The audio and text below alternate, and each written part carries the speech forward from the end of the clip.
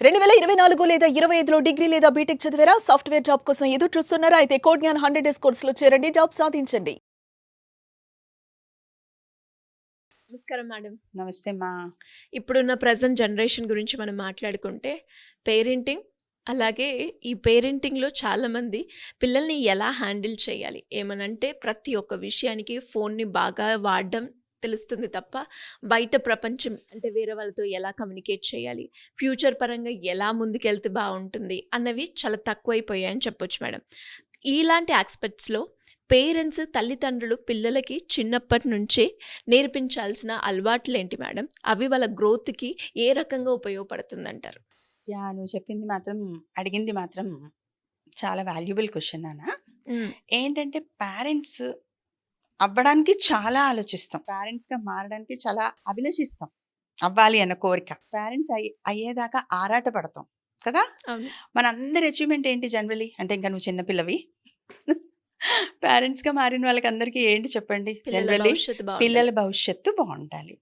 వాళ్ళు బాగుంటేనే వీళ్ళ జీవితాల్లో హయ్యెస్ట్ అచీవ్మెంట్. అవును. ఎంత సంపాదించు ఏం చెయ్యి, పిల్లలు మంచి మర్యాదలతోటి కదా వీళ్ళకి పేరు తెచ్చేలాగా, వాళ్ళకి వాళ్ళు పేరు తెచ్చుకునేలాగా ఉండాలి అంటే పేరెంట్స్ వాళ్ళ చిన్నగా టార్గెటే అదే అనుకుంటా. చిన్నగా నువ్వు టార్గెట్ అంటే నాకు ఒక మాట గుర్తొస్తుంది. ఒక టార్గెట్ అనే వర్డే తీసుకుందాం. హ్మ్. వాళ్ళ టార్గెట్ అది. పేరెంట్స్ టార్గెట్ ఏంటి? పిల్లలు భవిష్యత్తు. అభివృద్ధిలోకి రావాలి, పేరు తెచ్చుకోవాలి, తల్లిదండ్రులకి పేరు తేవాలి. హ్మ్. సో ఏం చేయాలి? ట్రై చేయనివ్వాలి ఫస్ట్. టార్గెట్లో టీ ఈజ్ ఫర్ ట్రై. హ్మ్. ఎందుకు ట్రై చేయనివ్వాలి? ప్రతి పని వాళ్ళు చేసేవన్నీ మనమే చేసేస్తుంటే వాళ్ళకి అసలు చేయడం అనేది చేతొస్తుందా? రాదు. సో మీరు అలారం పెట్టారనుకోండి మార్నింగ్ వాళ్ళకి, వాళ్ళు లేచి వచ్చేలా అలవాటు చేయండి. అమ్మ వచ్చి లేపుతుందిలే, నాన్న వచ్చి లేపుతారులే, లెట్ దెమ్ ఓన్గా ట్రై చేయనివ్వండి. ఓన్గా డ్రెస్ అవ్వనివ్వండి, ఓన్గా షూస్ వేసుకొనివ్వండి, ఓన్గా బ్యాగ్స్ సర్దుకొనివ్వండి. మీరు హెల్ప్ చేయండి పైనుంచి. ఓకే. అలాగే ఫుడ్ విషయంలో కూడా ట్రై చేయనివ్వండి. చాలామంది ఇది ఇది తినను అనంగానే సరే ఇంకోటి చేసి పెడతాను అంటారు. చెప్పండి, తింటేనే టేస్ట్ తెలుస్తుంది, టేస్ట్ తెలిస్తేనే నచ్చిందో లేదో తెలుస్తుంది. ముందే ఎందుకు తినకుండా ఉంటున్నావు? Just try. So trial. ఎక్కడికి రాను అంటారు. ఏమో వస్తే ఆ ప్లేస్ నచ్చుతుందేమో, మాటలు నచ్చుతాయేమో, ఏమైనా కొత్త విషయాలు నేర్చుకుంటావేమో. Let them try. తర్వాత టార్గెట్లో ఏ ఎప్రిసియేషన్స్, చిన్న చిన్న ఎప్రిసియేషన్స్. పనులకి చిన్నవి. ఎవరైనా పిల్లలు ఏమైనా చెప్పామనుకోండి, చెయ్యము అన్నారు, నీకు థ్యాంక్స్ చెప్తాను, తెచ్చిపెట్టవా నాకు వాటర్ అంటాం. అంటే చిన్న చిన్న ఎప్రిసియేషన్స్. అలానే మళ్ళీ వాళ్ళని పూర్తిగా ప్రతిదానికి నన్ను పొగుడు అనే లంచాల్లోకి మనం తీసుకెళ్ళిపోకూడదు ఇది కూడా పాయింటే మ్యామ్. కదా. అవును. టాక్సిక్ ఆల్వేస్ ఆల్వేస్ అంటే అక్కడ మళ్ళీ లిమిటేషన్స్ లిమిటేషన్స్ కావాలి. చిన్న చిన్న పొగడ్తలు. అలాగే వాడిని పొగడ్డం కాదు, ఈరోజు వంట బాగుందని వాళ్ళ ఆవిడ్ని పొగడొచ్చు. ఈరోజు బయటకు వెళ్ళొచ్చాం, మీరు డ్రైవ్ చేశారండి చాలా దూరం పాపం, మీరు స్ట్రెయిన్ అయినా మమ్మల్ని బయటకు తీసుకెళ్లారండి అని భార్య భర్తను పొగడొచ్చు.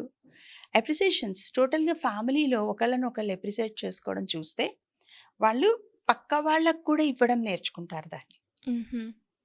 అంతే కదా. ఏదైనా చేశారనుకోండి, చూడండి ఇక్కడ అప్రిసియేషన్లో మీకు ఒక విషయం చెప్తాను.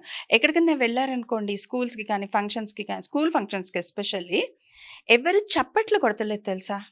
స్టేజ్ మీద ఎవరైనా బాబు మొమెంటో పుచ్చుకుంటుంటే స్టేజ్ కింద వాళ్ళు ఎవరు చప్పట్లు కొట్టట్లేదు. ఈవెన్ పేరెంట్స్ కూడా చెప్పట్లేదు పిల్లలకి చప్పట్లు కొట్టమని. అంటే మనం పక్కవాడికి అప్రిసియేషన్స్ ఇచ్చే స్థితిలో లేము. మరి మనం స్టేజ్ ఎక్కినప్పుడు ఎవరు కొడతారు మనకి చప్పట్లు? మరి అది నేర్పాలా వద్దా? ఖచ్చితంగా కదా. అప్రిసియేషన్ సో ఇవ్వాలి. ఆర్ హ్మ్. రీడింగ్. చదవండి, చదివించండి. మీరు అందుబాటులో ఏవి పెడితే, మీరు మొబైల్ పెట్టారనుకోండి, మొబైల్ ఇచ్చారనుకోండి, టీవీ ఆన్ చేశారనుకోండి, అదే చూస్తుంటారు. మీరు అదే అక్కడ 10 పుస్తకాలు పెట్టారనుకోండి, ఒక గంట టీవీ ఆన్ చేయలేదు, ఫోన్ పక్కకు పెట్టేశారు, ఏం చేయాలో తోచదు వాడికి. పుస్తకం తీస్తాడు, చూస్తాడు, బొమ్మల వంక చూస్తాడు. ఏవి అందిస్తే అవి వాళ్ళకి అలవాటు అవుతాయి నాన్న. సో బుక్స్ ఎదురుకుండా పెట్టండి, మీరు చదవండి, వాళ్ళతో చదివించండి. ఎప్పుడూ కూడా చదివిన వాళ్ళు రచయిత్రులు అవ్వచ్చు, క్రియేటివ్ థాట్స్తో రావచ్చు, స్టోరీ టెల్లర్స్గా మారచ్చు. రేపు ఎస్సేస్ రాసేటప్పుడు ఆ వొకాబులరీ, ఆ వర్డింగ్స్ యూస్ అవ్వచ్చు. చాలా ప్రయోజనం ఉంటుంది.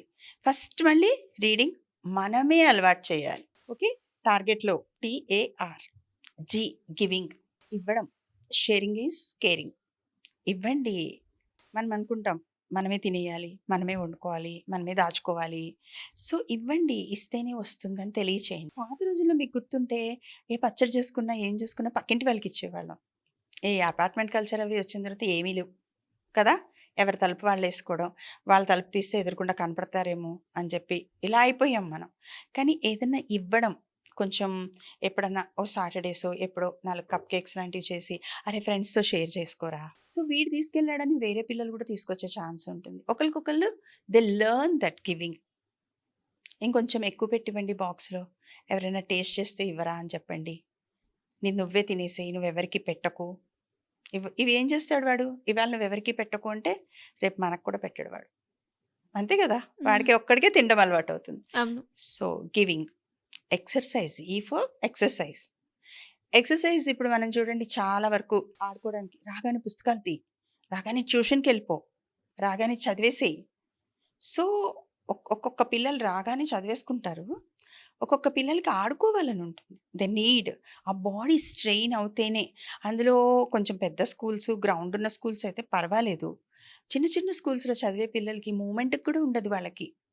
సో అలాంటి పిల్లలకి కొంచెం ఆడుకోవడానికి, కాలు చేయి కదపడానికి కాసేపు, లేదు మీకు ఎవ్వరు ఆడుకోవడానికి లేరు, మీరు కిందకి దిగండి వాడితో కలిసి 4 రౌండ్లు వాడు పరిగెడితే మీరు అక్కడ నుంచోండి. లెట్ దెమ్ బాడీ ఎగ్జాస్ట్ అవ్వనివ్వండి. ఎక్సర్సైజ్ అయితే వాడి బాడీ బలంగా తయారవుతుంది, మనసుకి ఉత్సాహం వస్తుంది, స్వెట్ అవుతారు, వాళ్ళలో టాక్సిక్ ఇవన్నీ రిలీజ్ అవుతాయి. సో స్ట్రెంగ్త్ కూడా పెరుగుతుంది. మనం అనుకుంటాం అలిసిపోతారు అని. నో, పిల్లల్లో చాలా ఎనర్జీ ఉంటుంది.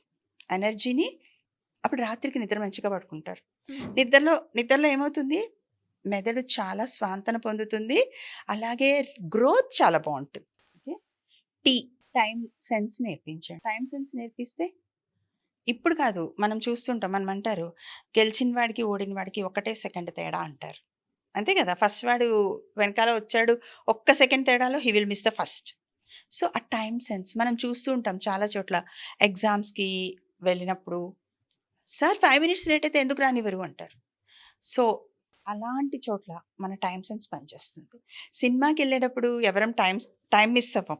అవును కదా, అలాగా పిల్లల్లో కూడా స్కూల్కి వెళ్ళేటప్పుడు డిసిప్లిన్. మనం ఏం చేస్తాము, మనం లేట్గా లేచి వాడు లేట్గా లేపి చేసి సిగ్నల్ దగ్గర రెడ్ క్రాస్ చేయించేస్తాం, మనమే క్రాస్ చేసేస్తాం. రూల్స్ని మనమే బ్రేక్ చేయడం నేర్పిస్తున్నాం. సో ఆ టైం సెన్స్ మనమే నేర్పాలి. వాడికి ఏంటి, పుస్తకంలోనేమో గ్రీన్ గో అని ఉంటుంది, మనం రెడ్లో గో అవుతాం. మా నాన్న వెళ్ళాడు కదా, నేను కూడా వెళ్తాను, తప్పేం లేదు. సో మనం ఎక్కడి నుంచి మనం చేస్తున్నాం. సో ఈ టార్గెట్ ప్రతి పేరెంట్స్ పెట్టుకున్నారనుకో నాన్న, వాళ్ళ టార్గెట్ రీచ్ అవుతారు. Yes correct. ఆ టార్గెట్ ఏంటి, పిల్లలు మనకంటే బాగుండాలి.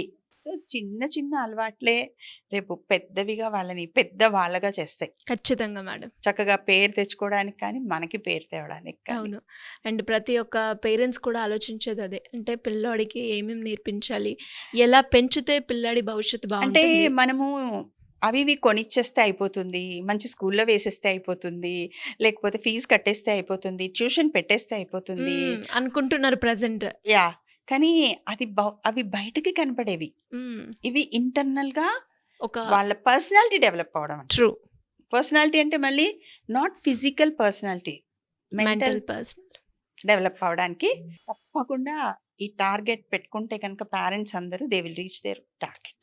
డెఫినెట్గా మేడం. అండ్ చాలా బాగుంది టార్గెట్ అనేది ఏదైతే ఉందో. అంటే ఇప్పుడు చాలామంది పేరెంట్స్ కూడా అసలు ఏం నేర్పించాలి, ఎలా చెప్తే అర్థం చేసుకుంటారు, ఇవేనా నేర్పించాలి, ఇంకెలా చేస్తే బాగుంటుంది, వాడి గ్రోత్ అయినా, వాడు మాట్లాడే విధానమైనా అని ఆలోచించే వాళ్ళు చాలామంది ఉన్నారు. వాళ్ళందరికీ కూడా ఇది బాగా ఉపయోగపడుతుంది అనుకుంటున్నాను. Thank you ma'am, thank you so much. Welcome మా. సుమన్ టీవీలో మీ పర్సనల్ అండ్ బిజినెస్ ప్రమోషన్స్ కోసం కింది నెంబర్కి కాంటాక్ట్ చేయండి.